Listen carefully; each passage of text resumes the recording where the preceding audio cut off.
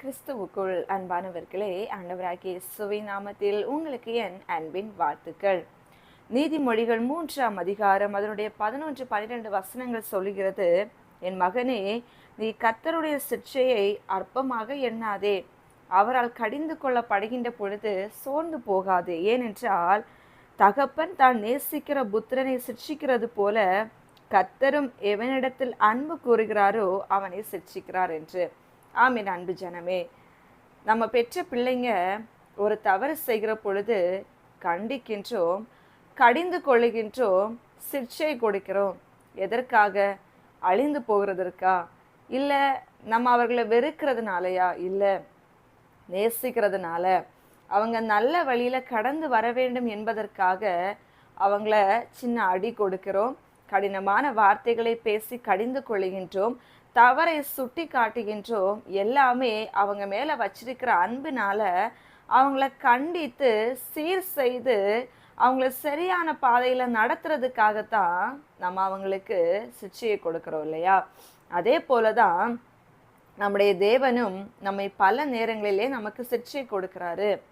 நம்ம வழி மாறி போகிற பொழுது சோதனை என்கின்ற சிட்சை நம்முடைய வாழ்க்கையில் கடந்து வருது.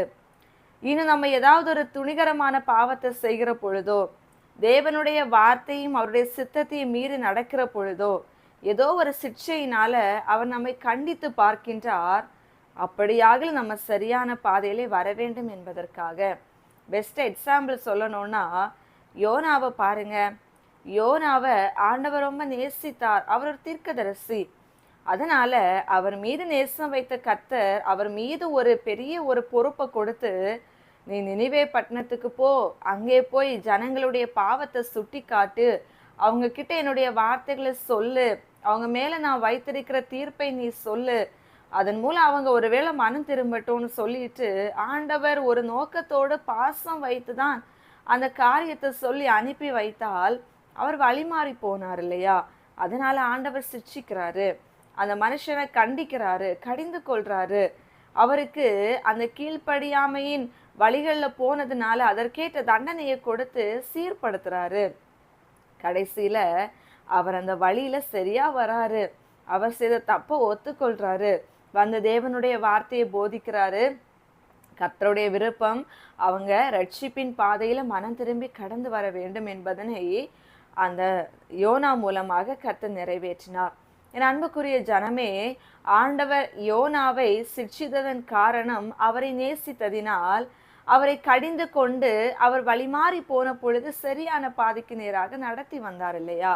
அதே போல ஆண்டவர் நம்மையும் சில நேரங்களில் கடிந்து கொள்ளுகின்றார். சில நேரங்களில் நமக்கு சிட்சையை கொடுக்கிறாரு, வேதனைகளை கொடுக்கிறாரு. நம்முடைய பாவங்களின் நிமித்தம் நம்முடைய கீழ்ப்படியாமையின் குணங்கள் மாற வேண்டும் என்பதற்காகவும், நம்முடைய பாவ பிணிகளில் நம்ம சரி செய்து அறியாமையின் இருளிலிருந்து வெளிவர வேண்டும் என்பதற்காகவும் தேவன் நம்மை கடிந்து கொள்ளுகின்றார். ஆகையினால ஆண்டவர் என்ன சோதிக்கிறாரே, ஆண்டவர் என்ன ஏன் இந்த மாதிரி நடத்துறாருன்னு சொல்லிட்டு அவர் மேல கோபத்தை வைக்காமல், அவரை விட்டு விலகி போகாமல், ஏன் என்று ஆராய்ந்து நம்மை நாம் நிதானித்து சரிப்படுத்தி கொள்ளுகிற பொழுது, கர்த்தருடைய சிட்சையை ஏற்றுக்கொண்டு நம்மை சரிப்படுத்தி கொள்ளுகின்ற பொழுது அது நமக்கு ஆசீர்வாதமாக மாறும். வரும் நாட்களில் தேவசித்தம் நம்முடைய வாழ்க்கையில் அதன் மூலம் நிறைவேற்றப்படும். அதன் மூலம் மகிமையான சாட்சிகள் உருவாக்கப்படும். ஆகையினால் நாம் எந்த நோக்கத்தோடு நம்முடைய பிள்ளைகளை சிட்சித்து நடத்துகின்றோமோ அதே நோக்கத்தோடு தேவன் நம்மையும் கண்டித்து நடத்துகின்றார். அதனை உண்மையும் நன்மையுமாய் ஏற்றுக்கொண்டு நம்முடைய வாழ்க்கையை தேவனுக்குள் சீர்படுத்தி ஸ்திரப்படுத்தி கொள்ளுவோம். முடிவிலே மகிமையை காண்போம். ஜெபிப்போமா? எங்களை நேசிக்கிற நல்ல தகப்பனே, நீர் எங்களை நேசிக்கிறதுனால் எங்களை தண்டிக்கிறீங்க, எங்களை சிட்சிக்கிறீங்க. நாங்கள் தவறான பாதையிலே போகக்கூடாது என்பதற்காக எங்களை கண்டிக்கிறீங்க. நாங்கள் வழிமாறி போகிற பொழுது எங்களை சீர்படுத்துவதற்காக எங்களுக்கு சிட்சையை கொடுக்கிறீங்க அப்பா.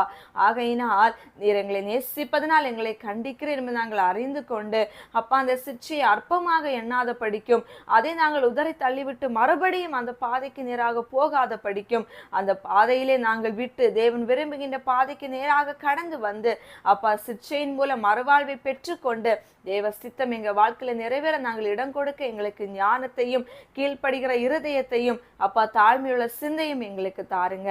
உங்களுக்கு உகந்த பிள்ளையாய் எங்களுடைய வாழ்க்கையை ஒவ்வொரு நாளும் நடத்த எங்களுக்கு பலன் தாங்க. உங்க கரத்துல எங்களை வெறுமையாக்கி ஒப்பு கொடுக்கிறோம். இயேசுவின் நாமத்தில் ஜெபிக்கிறோம் நல்ல பிதாவே, ஆமென். God bless you.